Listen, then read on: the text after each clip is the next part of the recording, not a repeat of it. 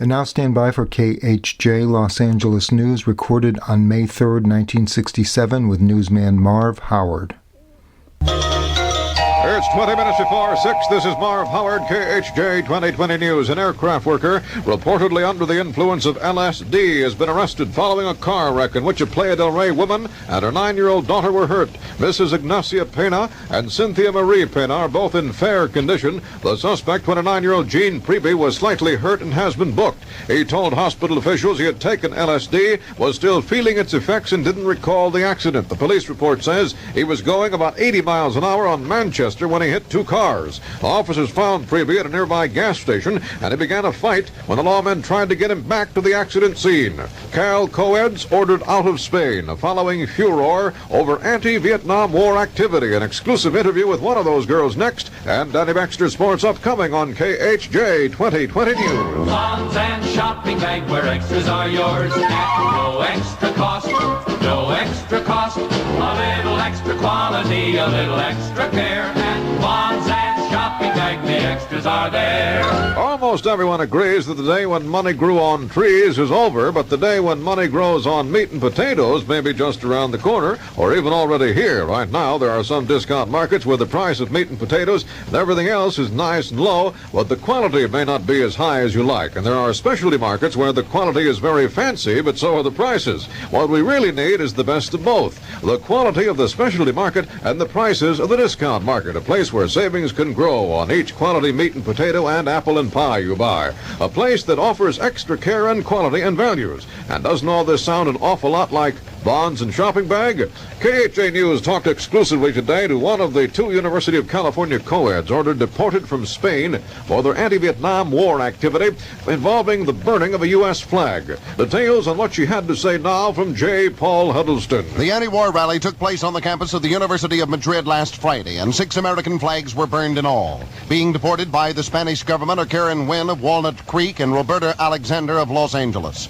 In an exclusive transatlantic telephone interview with KHJ News today, Miss Alexander denied being involved in the uproar and flag-burning incidents. We ask her then how the deportation proceedings got started. I really don't know. It's at this point, it's really just a bunch of rumors.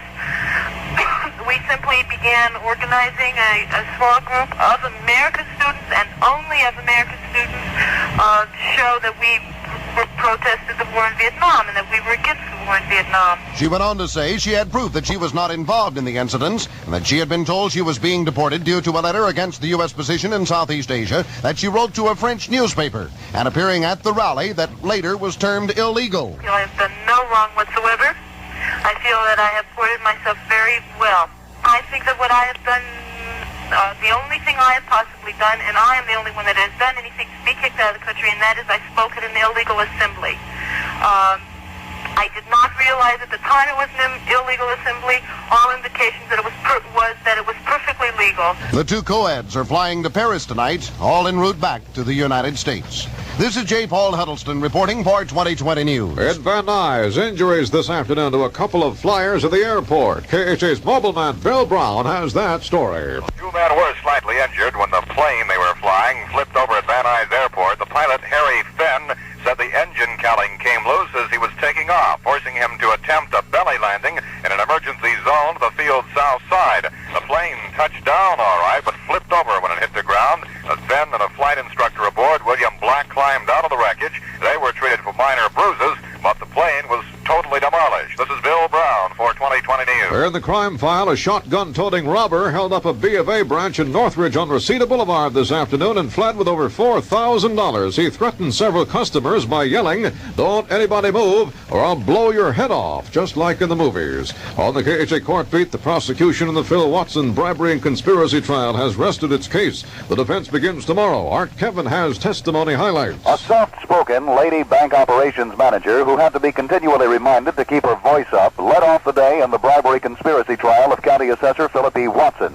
Miss Nola Fulcher verified various checks and accounts made out in the names of Robert Gold and Pete Summers.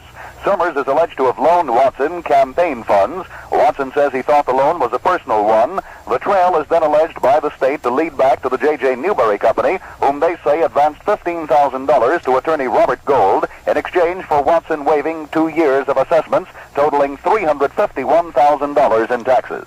Art Kevin for 2020 News. In the city council chambers, the lawmakers approved a new ordinance requiring registration of all lobbyists who try to influence city legislation. The vote 11-3, and Councilman Mills said he felt it was an unconstitutional law. To this, Councilman Bernardi replied. Well, there may be sections of it that could conceivably be declared unconstitutional, and this is why we incorporated a severability clause. This means that, well, ordinarily without that clause, if the ordinance were taken to court, the court, if they found a certain section of it unconstitutional, would throw out the whole ordinance. But in this particular case, they would then only eliminate that portion that would be declared unconstitutional, and we would still have a lobbyist registration ordinance. KHJ headlines by Dateline. Saigon, U.S. Marines captured a third strategic hill just south of Vietnam's DMZ. The White House, President Johnson signed into law a measure extending from 10 to 30 days the time a man can appeal his draft classification. Seoul, President Park Chung-hee appears headed for re-election in the Republic of Korea. KHJ, Danny Baxter, Sports. Well, the latest to KHJ Sports from Churchill Downs, Kentucky. Authorities there say they expect a full-scale laydown on the track on Kentucky Derby Day Saturday by those involved in the open house law protest. That's Saturday. We'll have more on that later on tonight. Now, in spite of the fact that I've been putting the blast on the Los Angeles Dodgers for a couple of trades made the past year, involving, of course, Tommy Davis and Maury Wills, and also predict a dismal end to a losing season for them this year, there's no doubt they have a great organization. Listen to what Dick Williams of the Boston Red Sox, and he has that club scrapping and hustling in the early play of the American League. Listen to what he has to say about the Dodgers. After growing up in the Dodger organization where you had to put out to the best of your ability, otherwise you weren't around too long, I learned a little baseball in the correct way to play it there. And the word's been passed around, I think, to the other ball players that didn't know us and what we were like. And we set down a set of rules that we wanted followed, and they've been followed, that's all. That's all. The Dodger way, and it's beginning to catch on in the big league. So, though I've predicted a low finish for Los Angeles in 1967, I had also predicted pennant-winning years in 1965, 1966 for the Los Angeles Dodgers. The Dodger way making it. That's sports this afternoon the way I see it. Danny Baxter for KHJ 2020 News.